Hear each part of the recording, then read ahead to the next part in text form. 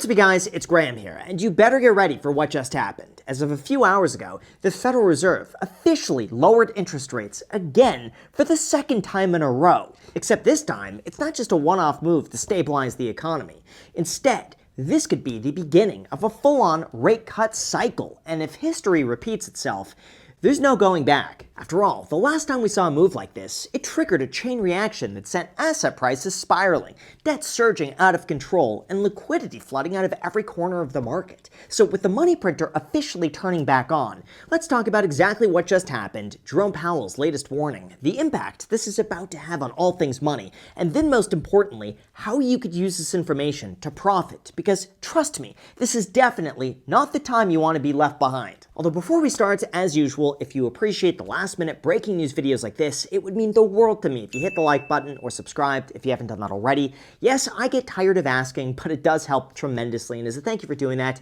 here's a picture of a mantis shrimp. So thanks so much, and also a big thank you to Helium Mobile for sponsoring this video, but more on that later. Alright, so in terms of why we're quickly beginning to lower interest rates, despite stocks, cryptocurrency, gold, and real estate trading near their all-time highs, let's start with the government shutdown. See, here's the thing. At the core, the Federal Reserve's entire goal is to maintain maximum levels of employment, make sure as many people have a job as possible, and preferably be able to do all of that without inflation skyrocketing out of control. Except this time, the government shutdown has lasted way longer than expected. More than 1 million federal workers have been furloughed, and with a lot of national data being delayed, it's becoming clear that the United States economy is slowing down a lot faster than expected. For instance, Bank of America recently found that small business hiring fell by 7%, and even Jerome Powell recently admitted that both supply and demand in the labor market have come down so sharply, so quickly. Or I guess put another way, since the government shutdown delayed some very critical employment and economic reports,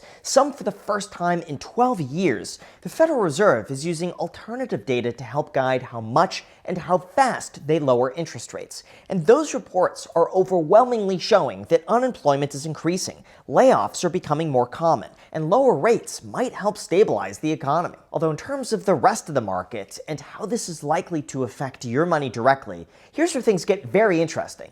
The stock market. Look, on the surface, despite every pessimistic headline, objectively, the S&P 500 has done incredibly well in 2025. I mean, let's face it, we're up more than 30% from the April lows, and over the last 5 years, we've pretty much doubled in price, which is essentially the equivalent of getting a 15% annualized return every single year. But in terms of whether or not this is sustainable, here's what I didn't expect. Both Bank of America and Morgan Stanley now predict that we could see another 8% increase throughout 2026, bringing the S&P 500 to a whopping 7,200. Why? Well, as they say, corporations will continue earning a lot of money, AI will broaden throughout the rest of the market, and productivity will increase. However, others have pointed out that above-trend growth like this usually isn't sustainable, and that long-term, we'll see smaller returns as the market begins to balance out. For Goldman Sachs, this translates to just a 3% annualized return over the next 10 years, compared to JPMorgan, who previously predicted that we'll see a 6% annualized return. Now, of course, not everyone agrees with this, with Datatrick saying that while the stock market has endured decade-long stretches of 3% returns, those tend to follow very specific catalysts, such as the Great Depression, the 1973-4 oil shock, or the 2008 financial crisis. But hey, you know what, at this point, I just believe that anything can happen, like the recent surge of leveraged ETFs that are pushing the market even higher because it's on borrowed money. That's why it is very important to recognize that 15 to 20% annualized returns are not normal. They do not keep happening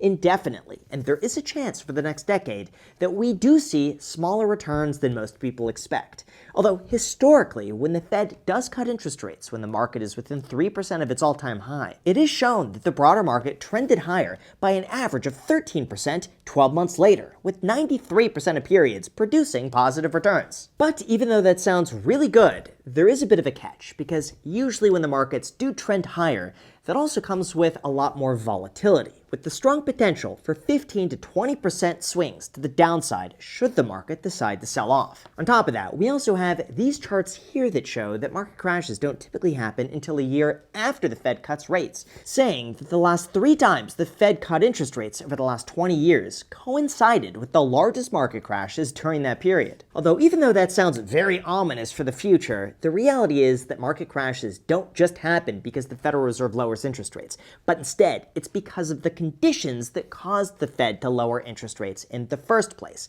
And that is something to keep in mind. This is why I think that we should expect the best but prepare for the worst. And even though a lot of experts are quite bullish for the near future, going as so far to say that we could see a 13% return, for me, I'm basing my long-term projections on probably earning 4 to 6% a year. If it does better than that, great. And if it does worse, well, I'm not letting that influence my future decisions. Although in terms of how this impacts the housing market and the rest of your portfolio, here's where things get crazy. Although before we go into that, with prices rising across everything from rent to groceries to utilities, it feels like your money just isn't going as far as it used to, especially heading into the holidays. That is why it is so important to find ways to cut back without feeling like you're missing out. And one of the easiest overlooked expenses that people have no idea about is their phone bill. For instance, the average person is spending over $100 a month, but you could be paying nothing thanks to Helium Mobile, who I'd like to thank for sponsoring this video because they're a genuinely incredible service. For those unaware, their plans start at just $0 a month, as in totally free with no contract, no credit card, and no hidden fees. It's perfect for light users or those who want a second line. Or if you want unlimited data, that is just $30 a month, again, with no contracts whatsoever. Not to mention, if you have kids, they also have a plan for them that's only $5 a month that comes with 3 gigabytes of data and unlimited texts and calls, while you stay in full control. On top of that, Helium Mobile also pays you back in cloud points for doing simple things like referring friends or actively using your cellular data. And those points could be redeemed for gift cards to places like Amazon, Apple, Sephora, and more, all from within the Helium Mobile app. This means you could finally budget for the holidays without overpaying for your cell phone plan. And all you have to do to get started is sign up for Helium Mobile down below in the description and use the code GRAHAM to get $10 in cloud points for gift cards just for signing up.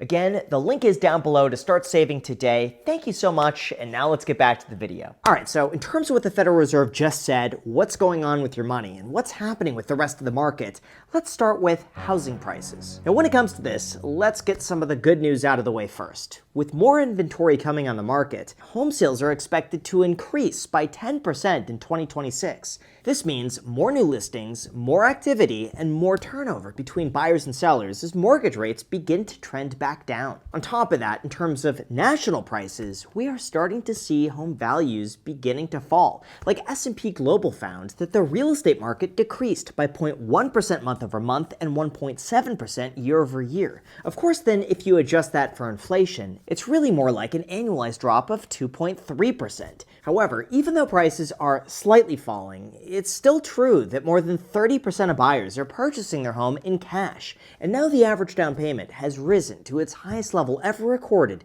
at $70,000. Although in terms of the price predictions for the future, here's where things get very interesting. Overall, Realtor.com found that most price reductions take place in the $350,000 to $500,000 price point, and that luxury homes are the least likely to see a price cut, with the top of the market simply waiting it out for the right person to come along. In fact, Redfin noted that buyers now are more likely to begin testing the market and throwing spaghetti against the wall to see what sticks, and as a result, roughly 15% of deals are now falling through, with home inspections being the #1 roadblock. Although even with all this information, I will say anecdotally, I just sold my own house in Los Angeles, and even though I'll be posting a video about this in the next few weeks, the market is still very active. If you price your listing appropriately, you have the right strategy, and you make it look as best as possible. Like for me, I saw the market beginning to soften in Los Angeles, and so I priced my home aggressively. As a result of that, I ended up getting multiple offers over asking,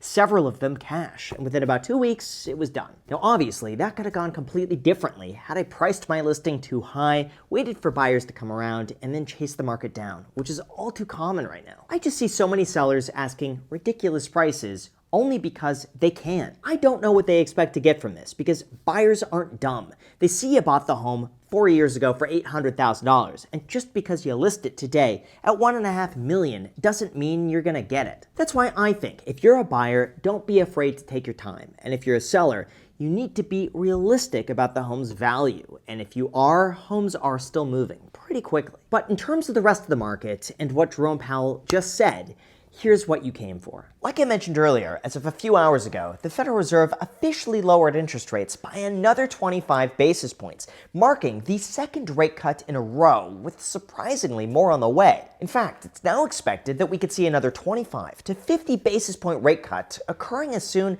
as December 10th, with even more occurring throughout 2026.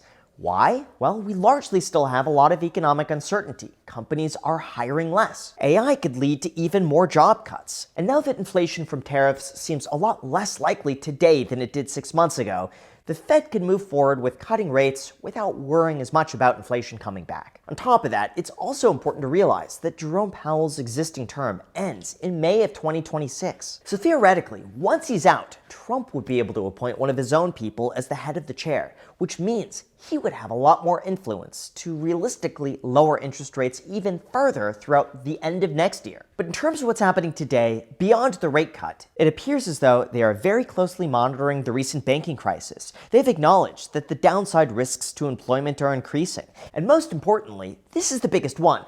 They've indicated the potential end of quantitative tightening. Or in other words, if that sounds confusing, here's a very simple example, because you need to understand how this works. Imagine our economy is like a swimming pool. Well, when shit hits the fan, the Fed fills it up with lots of water so that everyone has enough to swim around in. But over time, that water evaporates and needs to be topped off. Well, quantitative tightening is when the Fed doesn't top off the pool for evaporation and simply lets the water level decline on its own. Well, in this case, for the last few years, the Fed has purposely chosen not to top off our economy, instead just letting things dry up on their own.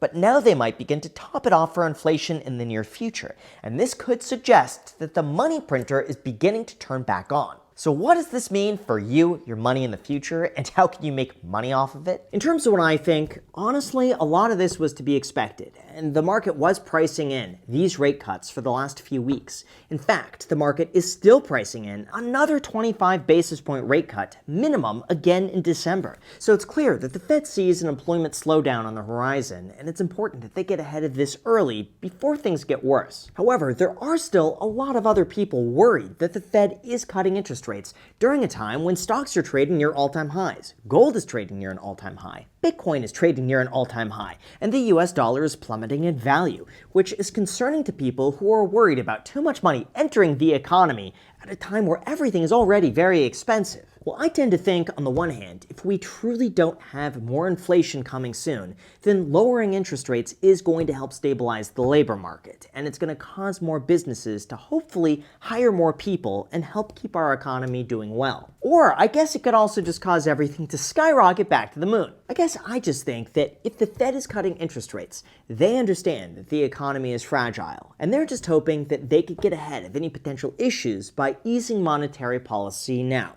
This is why we've seen gold jump up so quickly. It's why more investors are buying safe havens like bonds. And it's why we still have $7 trillion worth of cash sitting on the sidelines. So in terms of what I'm doing about this, I'm going to be a broken record for the millionth time and just say that I have about 20% of my money in cash earning 4.2%, tax-free with muni bonds. I continue to buy the S&P 500, emerging markets, and international markets on a regular basis, and I'm allocating a small amount to a Bitcoin ETF that I just buy on a regular basis. When the market drops, I buy more. When the market goes up, I also buy more. Is it boring? Yes. Is it consistent? Yes. Is it statistically likely to have the highest returns over the next 10 to 20 years?